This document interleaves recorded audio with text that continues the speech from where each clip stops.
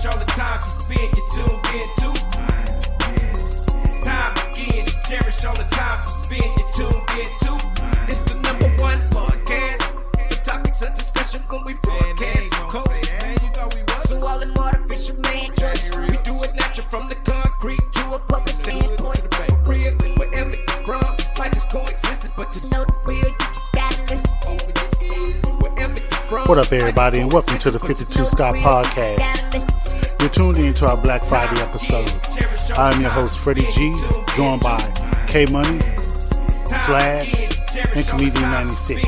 Collectively, we are the Mind of Men. Follow us on Twitter at 52 Scott Podcast, on Instagram and Facebook, the 52 Scott Podcast.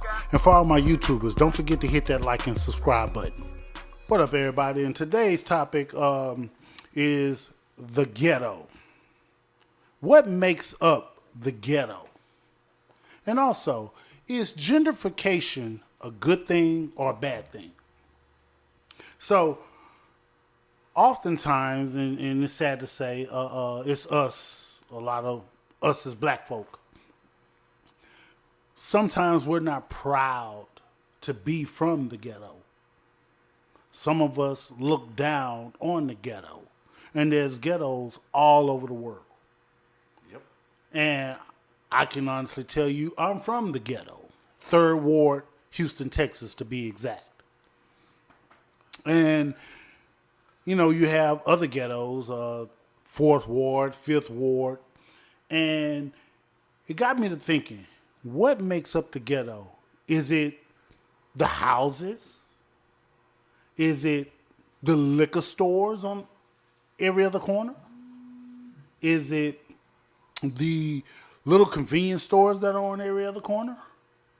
Or is it the people that makes it the ghetto? Or is it lack of funds that's allocated to that portion of the city to where you can't fix up the streets? So I'm curious to know, fellas, what makes up the ghetto? I must start. Can I start if you don't mind? I would say it starts with the people. It starts with the people, right? So you have, I know you focus on black people, or not just focusing on black people, because you got trailer parks, that so people call trailer park trash. You have poor communities and other races also, but I would say the people first, and the reason I say that is because again, started with black people. You call black people niggas or whatever, but a la Chris Rock, he has a joke that he talks about. You have niggas and black people. Shout out to Chris Rock. You have niggas and black people. Now, my definition of a nigga is, it doesn't matter. It's when you're doing stupid stuff, robbing, stealing, killing. Doesn't matter your race. I think a white person can be a nigga. I think a black person can be a nigga. I think Chinese. If you're doing some messed up stuff in your life and you just low down dirty, you're a nigga. No matter what your race is. You doing some niggerish, that's some niggerish stuff. So again, if it goes back to the person, don't matter what their color is and how their community is, if they're getting, there's a lot of robberies, a lot of break-ins, that would then make that community low value. So it depends. It starts with the people, I think. I would say the lack of funding, to that general area. It's a lot of funding that they could put in those areas, but they don't do it. And I don't know if it's purposely, but it's obviously there's a reason why it's done, because it's mainly black people that live in those neighborhoods. But here recently, you starting to see Mexicans in those neighborhoods.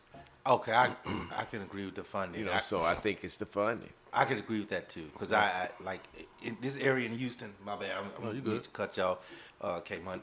But this area in Houston, they have this little area in Houston. They have this place, Bensonette, where they go look for streetwalkers, so to speak. And it's been that way for years. But before Bensonette, there was another place called Hillcroft, and they were there at first, and they cleaned it up like within a week. But this Bissonnette has been like this for years. So yeah, I agree with you when you say it's got to be with the funding too, because they could do the same thing they did to Hillcroft to Bissonnette, and they hadn't done it. I was just going to read the definition of ghetto. You know, it says a poor urban area occupied primarily by a minority group or groups. So it doesn't just Poor minority. It doesn't matter. it doesn't Minority just groups. focus on one group. Yeah, it's one groups of ethnic minorities. But I don't ethnicity. I don't like the word minority for the simple fact that now you're pointing. We're all minority except Caucasian. Well, So shit, think about they it. So they're becoming a basically minority, saying everybody actually. except white people live in the ghetto. Everybody That's what that except- definition no, is. Okay, well, there's an important word within that definition, and the word is urban. Yeah, urban. That makes it black. Yeah, that does. Yeah, true. Okay. I can't. Urban turned it straight black. Black then. and turn it back black. Oh, yeah. Okay. So now it's okay, Yeah, that's exactly what it did. but then it's a double entendre. So what happens when it comes to gentrification? Now, let me elaborate. So, the same area, and I want to harken back to Third Ward. Now, this area, for as long as I've known it, has been considered the ghetto. You know what? Let's not use Third Ward. Let's use Fourth Ward, because I can see something that has happened in Fourth Ward, which is now happening in Third Ward. So, Fourth Ward is gentrification happened in Fourth Ward, and a lot of building, and that was also known as Freemanstown. For those who don't know, it's a historical area to where slaves enslaved the street. I'm sorry, paved the streets. And so, with that being said, Fourth Ward is now called Midtown. So, is that still considered a ghetto? No. Because now it's the same area. They just started building apartment lofts, and now they're calling it Midtown, but it's the same location. But it's not the ghetto. But It's upscale now. They turned it into a whole upscale type of deal. You can go sit down, have a drink, eat, enjoy, Sundays, daytime. So no, it's not the ghetto now. So look at it this way then. And the people there, it's not ghetto. Look at it this way. So slavery, is that gentrification? Because you sure took us from one area, came, and we built this and made it better. So what I'm saying is, that's not gentrification, that's takeover. Because now, what they're doing in the Third Ward, you're buying up, U of H buying up TSU, pieces of TSU. Yeah. I think we ain't got like 2 or 3 pieces left of that. It's TSU, really. Not only that, they're, adding townhomes. If you've never been to Houston, but 20 years ago, you would not see a Caucasian person or someone walking a dog down the street. But if you come here now, you will see that.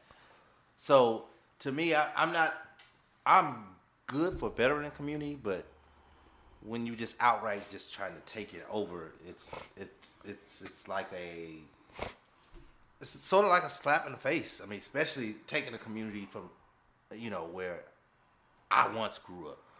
So is Fourth Ward considered a ghetto now, today? Well, that would be my question, because I can recall back in the day, Fourth Ward was ghetto. looked at as It was. ghetto. It was. Third Ward, Fourth Ward, Fifth Ward. But there was no money there. And now they've built all of these apartment lofts in Fourth Ward, and all of these breweries, I guess, and bars or whatever you want to call them. Yeah.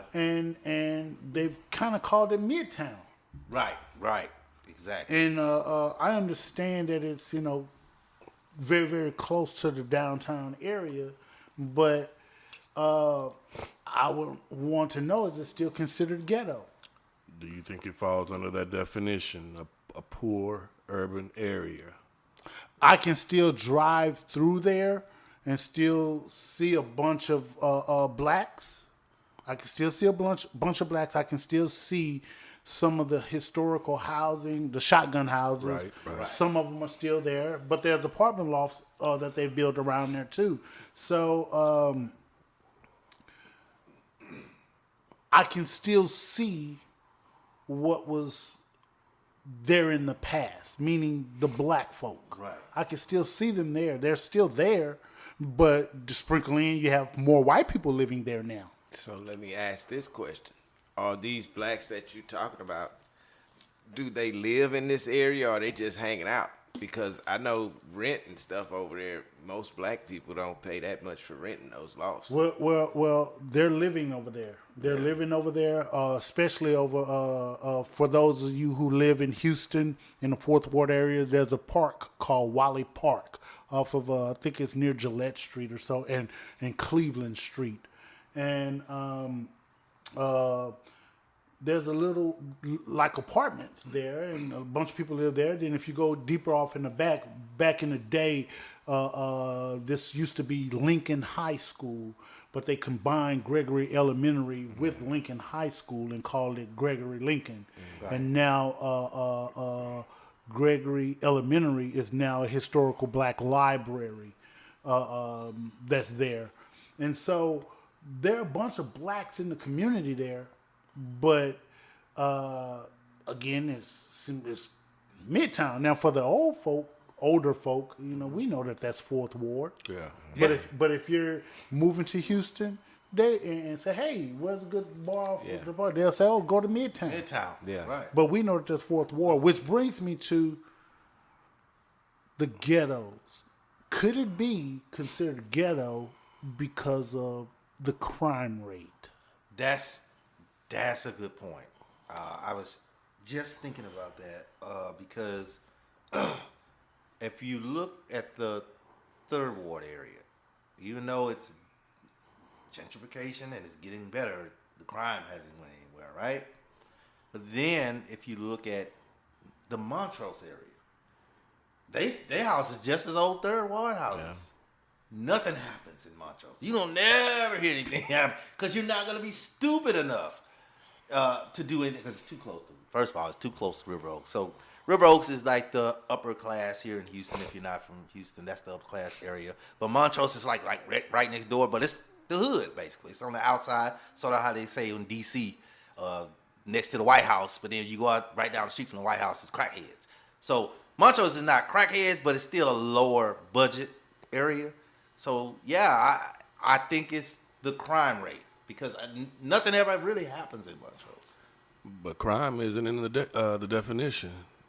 So I mean, it's not that, but that was just the point that No, I asked. it was a question. I asked. It was a question. Could it be? Could it be? That's what I'm saying. That's a question he was asking. So I said I think it could be, even though it's not in the definition. So let me ask this. Folks moving to Houston for the first time, if they were to be in the Fourth Ward area, do you think that they would think that it was ghetto just from their first look on how it looks today? They would. You think that they would classify it? No, they wouldn't. I don't think that they would. However, if they would probably say that there's some rough spots in the area. But I don't think that they would classify it as ghetto because of all of the business establishments. The regentrification the gentrification that's around it. But if they had to describe to a friend, hey, I just bought a new place. Where do you live? Oh, I live in Midtown. Oh, there's a bunch of great bars by it and a bunch of it's nice. Eateries and whatever, and you can walk your dog and blah, blah, blah. Then they'll probably say, they're doing a good job of cleaning up the rough spots that are around the area. They'll probably say something like that. Yeah. not knowing the history, History, not knowing right. that, hey, no, this is a historical black. This is Freemanstown. This is where slaves. Yeah. You can't even take up the street, the bricks out of the street because these was hand laid by slaves, Yeah. Yeah. Wow. Yeah, it's serious. and they don't even know the history. Yeah. You know, so.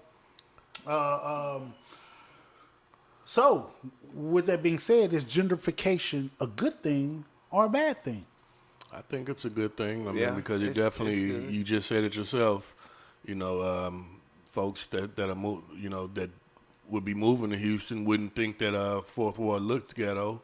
So obviously that was an upgrade, for Yeah. the community. Exactly. But on the downside, the prices. Yeah. Real Can can we afford to stay here after you change how to look? You give it a facelift. Most of the time we can't. Right, and that's a big question, That's- or a that's- big issue, not question. And then you forced out. Exactly, Yeah. a problem. That's the problem right there. The force outs. Yeah. I can't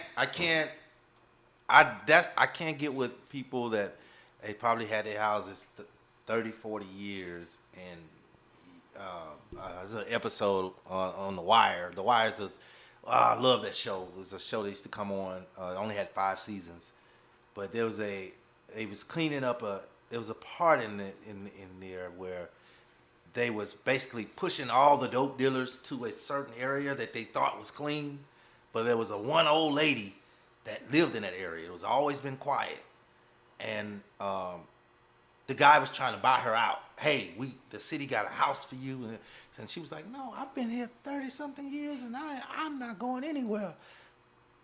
There's so many people that feel that way, so bringing that type of change in that short period of time, I think it could be bad for the community and for the history of that community. That's I mean, it's bad for those that can't afford it. Period. Yeah. Yes, and then the price hikes, even Yeah. if they are able to stay. Somebody 72, 82, 92 But, years but old. most of them don't stay because it's like you getting ready to change what I was used to for Right. 40-something, 50-something years. Yeah. I don't want to stay. Now let me just go do something else. Yeah. So is it that they don't want to stay, or is it that, hey, I own this home, and now you're building all around this home, which is driving up my property taxes, and I can't afford to stay? You got to sell now. It's politically being bullied. That's how I feel. that's a You good, bully. You a bullying. Good term. That's You have not right. to sell. Now you got to sell it. Can't afford it. Yeah, you can't afford it. Now you can sell it because the taxes too high. Too high. You gonna now you on some you probably normally paying $600. Now you gotta pay Shit, $4,000. You might be through paying for the house itself already. But you the just taxes property so taxes going high up. that now you Yeah, you done had this house 50-something years. yeah. You probably through paying for it. But we gonna make your taxes now $600 no more. They gonna be $6,000. Yeah, it's crazy. Yeah. That's one of the downsides is That's the trying to afford. Big downside. Yeah. Most people can't afford it, man, and it is what it is when it comes to that. Yep. Can you guys think of any other negatives or cons in regards to regentrification? I mean, because other than that, like I said, I can't. That not only that, like I said, the history. So now you come into a community, say for the last 100 years, I don't know.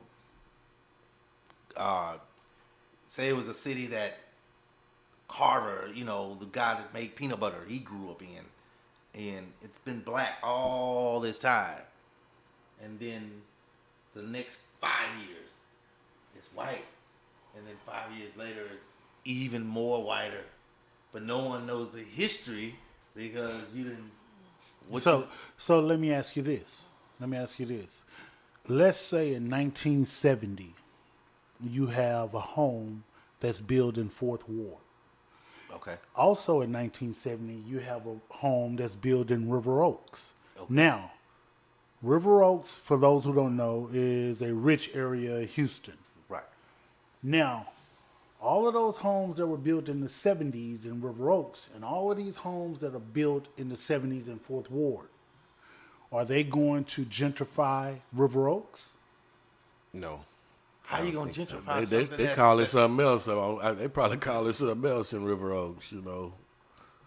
remodeling. Remodeling. Yeah, because but so they're building all around River Oaks. All of these, everything that they're building and everything that they're doing around River Oaks is not. It doesn't look the same as it looked in the 70s. No, they making it look So better.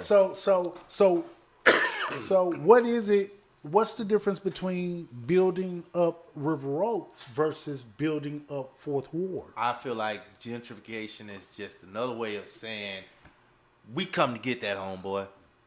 That's what gentrification. Because think about it, River Oaks is a nice area, but you can't really access that many freeways. But if you take Third Ward or Fourth Ward, you can get on 45, 59, 610, 288, and I-10 from those places. Third Okay. and Fourth Ward. So I can buy that. Yeah. I can buy that. But let's talk about Baltimore, L.A., Chicago, Right. St. Louis, and any other city that's being gentrified. Can you say that the reason why they're gentrified because you can get on all of these ramps and freeways there? to dependent, I'm not from there, but if we had someone from there, I would say it's something that is going to benefit and in the long run is going to make money for that city or for that state or whatever. If they're gentrifying something, it's for a bigger purpose than what we can see. Yeah. But I already know basically It's a monetary purpose. it's a monetary purpose. Yeah. I want to know. I mean, I can't even see River Oaks being regentrified. I mean, who's financing what's being done in Fourth Ward versus what's being done in River Oaks? Is it the same? Well, here's the thing. There's a lot. First of all, the short answer to that, I have no idea what the finance. And the reason I'm asking is because I feel like the folks in River Oaks will be financing that. They're, like I say, remodeling. They may be. Yeah, but here's the thing. Again, I don't know who's financing what. However, I will say this. I think that gentrification has a lot to do with roads and structures. Yep. They may be building. Okay, this doesn't have a road. We need to build this road through here. Yeah. And let's build it through here. So with that being said, whether it's gentrification, whether it's good or bad, that's subjective on whoever thinks what about gentrification and what makes up the ghetto. But I will leave you guys with this. It's something that I wrote and had me thinking. It's called Ghetto Makeover. I'm hip to the games and the moves that you make, attacking low-income areas to build overpriced real estate. To hell with the single mothers and the elderly who rely on Section 8. Your plan is simple. Get rid of the poor and repopulate. Yeah, you gave the city a facelift, but at whose expense? I'll tell you who. The Third and Fourth Ward community, and I have the evidence. You've took a historical black community and turned it upside down. Build high-price apartment lofts. Now Fourth Ward is called Midtown. Same tactic, different community, but the evidence is clear. Threats to close down historical black schools put Third Ward residents in fear. Your strategy is equivalent to a master player of chess. Sacrifice the pawn so the bigger move can manifest. We've attended City Hall meetings to express our concerns. Your explanations turned out to be lies, we later learned. The end result, the poor folk got burned, forced out of their homes with nowhere else to turn. Victims of a well-planned conspiracy takeover, forced out of their community by a ghetto makeover. This concludes another dope episode of Black Friday. Tune in tomorrow for Music Monday. Don't forget to follow us on Twitter at 52 Scott Podcast, on Instagram and Facebook, the 52 Scott Podcast, and follow my YouTube. Don't forget to hit that like and subscribe button. And remember, the only way we grow is if you let them know.